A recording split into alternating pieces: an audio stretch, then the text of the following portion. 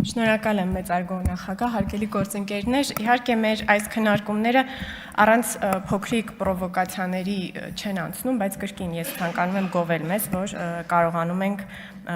քննադատելով բարեկրթության առաջարկ, այնուամենայնիվ այդ առաջարկը պահպանել, երբ ասում եմ փոքրիկ պրովոկացիաներ, նկատի ունեմ օրինակ, երբ Տիկին Խամոյանը այստեղ ամբիոնից մեզ ասում է մանդատագողներ, ես ենթադրում եմ, որ դուք դրանով փորձում եք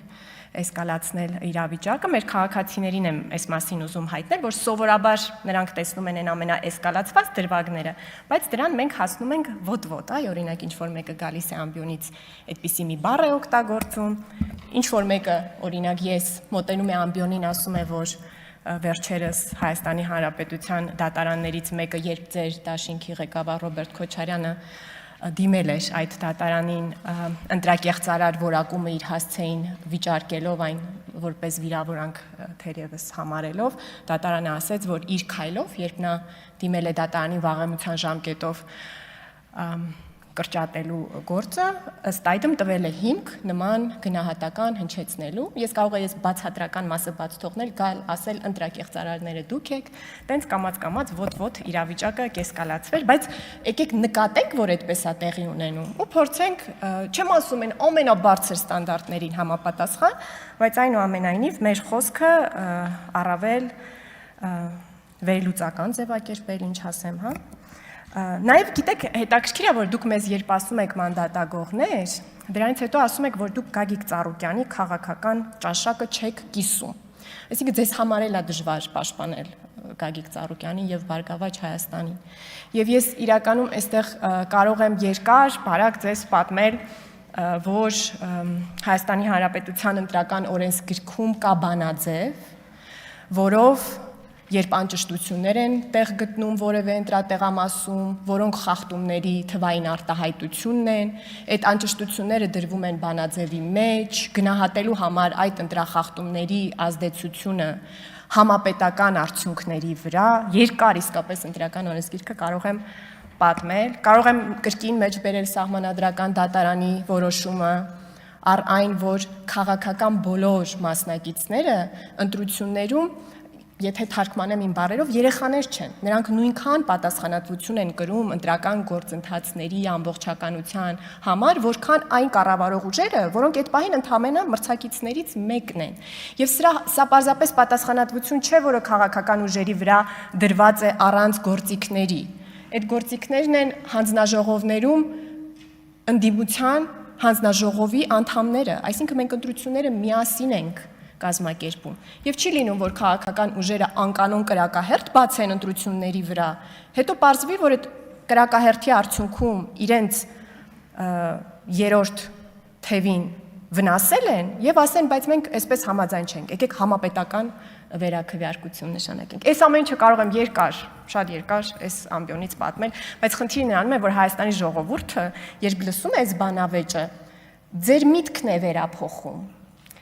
Հայաստանի ժողովրդի համար Բարգավաճ Հայաստանը, Գագիկ Ծառուկյանը որպես քաղաքական ուժ պիտի գոյություն չունենային։ Իրենք ժողովուրդը չի մտնում ես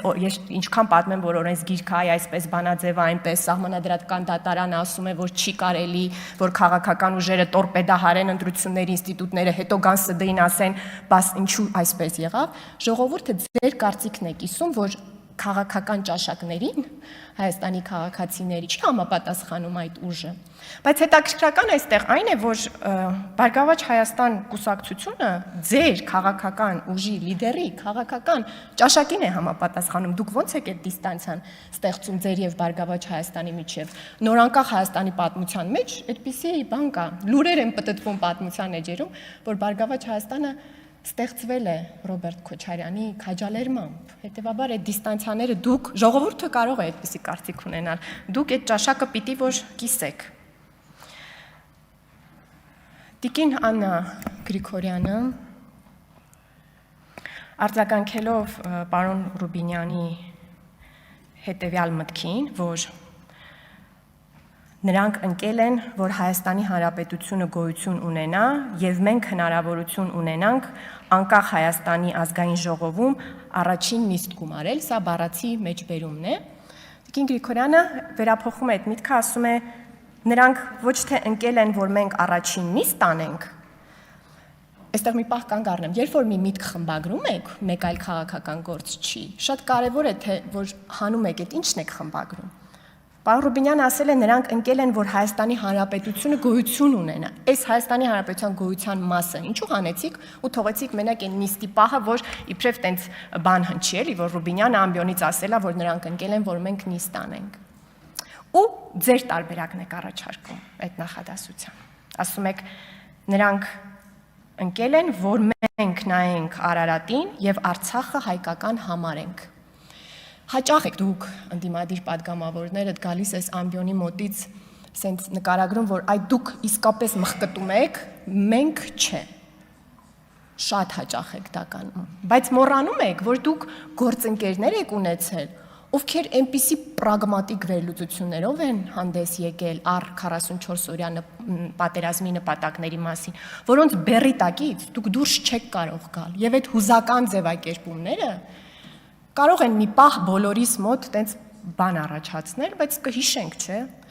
Կրկին 2021 թվականի օգոստոսի 2-ին խառը ժամանակներից համոզված եմ շատերի ուշադրությունից վրիպել է այս ձևակերպումը։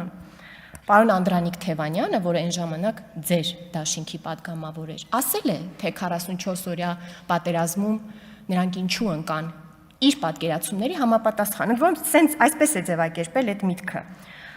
Ասում է, մենք բոլորս գիտենք, որ 44 օրյա պատերազմը հիմնականում մղվում էր Սյունիքը կտրելու համար։ Պատկերացնում եք, չէ՞, 21 թվականի օգոստոսն է, նոր է ձևավորվել խորհրդարանը, նա այդ պատերազմի նպատակը նախանշում է ոչ թե Լեռնային Ղարաբաղը, Արարատը, նրա հայկական կամ չհայկական լինելը, այլ ասում է Սյունիքի համար է եղել 44 օրյա պատերազմը։ Ընդ որում այստեղ կանգնած մարդուն էր հարց տալիս, մինչ այս մարդը պատասխանեց, հաջորդ անգամ երբ խոսքը անցավ նրան, ինքը ասեց, ես ուզում եմ պարզաբանեմ, թե ինչ նկատի ունի, երևի թե ձեր խմբակցության ներսում էլ էր ալեկոծումներ առաջացրել, թե ինչ է նշանակում 44 օրյա պատերազմը Սյունիքի համար էր։ Գիտեք, այստեղ ոնց որ մեր գնահատականները կարող է որոշակի նմանություն ունենան, որովհետև մենք ասել ենք, որ Լեռնային Ղարաբաղի հարցը շատ վաղուց էր փակ ու իսկապես 44 օրյա պատերազմը Հայաստանի Հանրապետության գոյության մասին էր։ Մենք Սյունիքը չէինք առանձնացնի, որովհետև մենք չենք ջանում Սյունիքի գլխին սև մութ ամպեր կուտակել, այնպես ինչպես դուք էիք անում դա 21 թվականի օգոստոսից մի տևական ժամանակ, մինչև հիմա էլ թույլ փորձեր այդ ուղղությամբ իհարկե անում եք։ Բայց այստեղ տարբերություն էլ կա, էլի ձևակերպմամբ։ Հետևաբար Ռուբինյանը ազգային ժողովի նախագահը շատ ճիշտ ձևակերպում է տվել, որ նրանք ընկել են, որ Հայաստանի Հանրապետությունը գոյություն ունենա, ու ձեր ֆրակցիայի այդ ներկայացուցիչը, երբ որ ասում էր նրանք ընկան Սյունիքի համար, այդ ծրագրի իրեն հարմար դիտանկյունից մասն էր իրականում բացահայտում։ Եվ գիտեք, այդ նման մտքերի արտաբերումից էր, որ ձեր դաշինքը ոտ-ոտ կամաց-կամաց լքեցին տարբեր մարդիկ։ Ես համոզված եմ, որ Գեղամը Նազարյան իր որդու ընկնելու պատճառների մասին մտածելով եւ այդպիսի քաղաքական խոսակցություններ լսելով մտածեց, որ իր որդին դրա այն ինչ պատմում էր Անդրանիկ Թևանյանը եւ հետագա ընթացքը ցույց տվեց նրա ճակատագրի, դրա համար չի նրա որդին ընկել եւ դուրս եկավ ձեր դաշինքից։ Արուշ Արուշանյան, որը մի մարդ ում քաղաքական հայացքները առ այն, որ մենք պիտի մինչև վերջին կաթիլ արյուն կռվենք, ինչ փողզիչումներ, շատ հստակ ա եղել։ Ես դա չեմ կիսում, բայց ինքն էլ շատ հստակ ա եղել, երբ որ նկատել ա, որ ձեր համատեղ կուսակցությունը, Վերածնվող Հայաստանը, Վահեն Հակոբյան, Հայաստան դաշինքը, այդ մտքի հետևից չէր գնում։ Ու էլի ձեր թիմը լքեց։ Եվ դուք Տիկին Գրիգորյան, պիտի պատմեք, թե ոնց եղավ, որ դուք Վերածնվող Հայաստանից դուրս եկաք, եկել եք այս ամբիոնի մոտ կանգնել եք, ասում եք, ձեզ ոչ այնքան օտար այսինչ կուսակցության հետ, գիտեք, ես էլ եմ մոլորության փուլեր ունեցել իմ կյանքում։ Կա ժամանակ ես դաշնակցական Վահան Հովհաննիսյանին մտածում եմ լավ քաղաքական գործիչ է, այդ թվում, որովհետև առաջին պատերազմի ժամանակ Սերժ Սարգսյանի ու Ռոբերտ Քոչարյանի Ղարաբաղում բենզինի, արքուվաճառքի թեմաներով լավ ելույթներ էր ունենում։ Այդ էլ իմ մոլորության փուլն էր։ Հայ ազգային կոնգրես եմ ընտրել ես ընտրություններում։ Մենք ազնվորեն խոսում ենք մեր քաղաքական հետագծի մասին։ Դուք երբեք բացատրություն այդպես է չներկայացրեցիք։ Մի օր ասեցիք, հետո ավելի ուշ կասեմ, թե մեր Վերածնվող Հայաստանից ինչու ենք Սյունիքի падգամավորներով դուրս եկել։ Այդպես է չիմացանք, բայց Վերածնվող Հայաստանից դուրս եկաք, բայց Հայաստան դաշինքում մնացիք։ Այ ինչ տարածքեր է տեղել, որ Վահեն Հակոբյան ինչով չէր լավը, որ Ռոբերտ Քոչարյանը այդ մասով շարունակում է մնալ ձեզ համար ընդունելի քաղաքական գործիչ։ Այսքանը, շնորհակալ եմ։